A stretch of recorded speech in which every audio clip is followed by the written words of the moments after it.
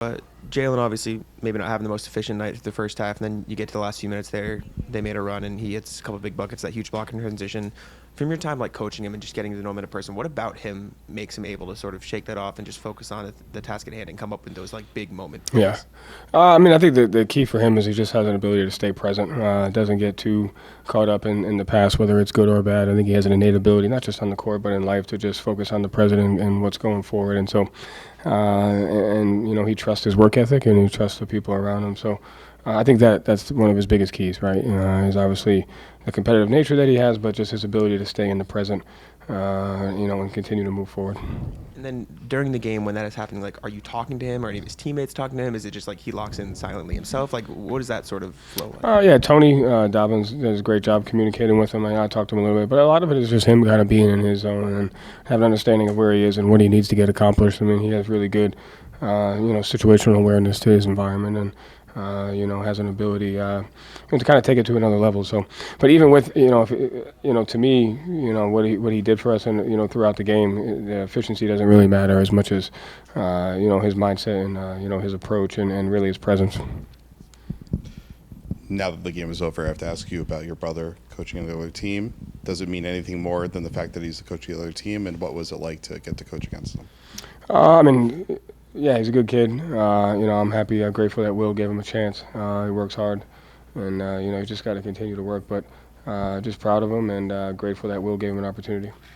Then during the game, Kristaps said that he's dealing with some unclear illness. Is there any timetable or any further update that can be provided? No, I think he said it best. I think at the end of the day, just making sure he's safe. He's still able to come in and be around the guys as best he can and try to stay in the best shape possible. He's been on the court, so he's doing what he can to get back. But he kind of said it best. At the same time, we just got to kind of make sure he's good and we do what's best for him.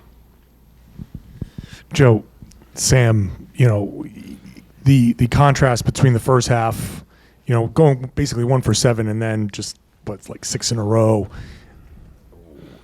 I know you don't need to talk to him, but like for a shooter to just keep going like that and not lose confidence, what does it take aside from him just trying to keep it himself, like from a team perspective? I think just trust. I think trust and belief. I think at the end of the day, there's no shot that he shoots that we think is a bad shot. And so I think it was great that even when he was 1 for 7, the team was still looking to find him. And I thought he was great in that third quarter. But to me, I think, he's a straight shooter. He understands his work ethic. He does the same process every day, whether he does this or whether he goes, 1 for 7. So, the work that he puts in with his, the staff, the player development team, and just his overall approach is high level and very professional. So not much to be said.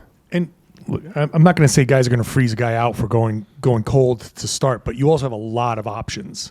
And it's very easy to say, we're just going to go somewhere else because these guys are all very capable. Mm-hmm. So how do you, as a team, as a coach, get to, fight the urge to be like, oh, he doesn't have it tonight. And not in a disrespectful way, just be like, we're just going to try to find who does have it. Yeah, I think a lot of his shots we weren't going out of our way. He doesn't have many plays in the playbook, so it wasn't like we were going out of our way to get it for him. I think he has an innate ability to find the ball and put 2 on the ball and create advantages because of his knack and his ability to move, whether it's in transition or in the half court. So, I think the ball has a way of finding him, and the guys did a great job of looking for him once he got hot. You ran way more than usual and transition from live rebound. Was it part of the game plan, and why? I think just with some of the lineups that we had, with a little bit of a smaller unit out there and multiple ball handlers at one time, having Drew, Payton, and Derrick out there together sometimes. Jaylen, leading the break. So I think it's just having different lineups out there that present opportunities to do that. Joe, is a game like this when they come back? Is that you don't want to lose this game, but is that good? Is that good education, good stuff to learn from that fourth quarter that you guys just didn't pull away and everybody's happy, mm-hmm. that you have something to a lesson learned from this? I think it's good because of it just gives us an opportunity to get better. And I think, you take a look at the end of the third quarter, the start of the fourth quarter, but, we could have ended the first quarter better. We could have ended the second quarter better.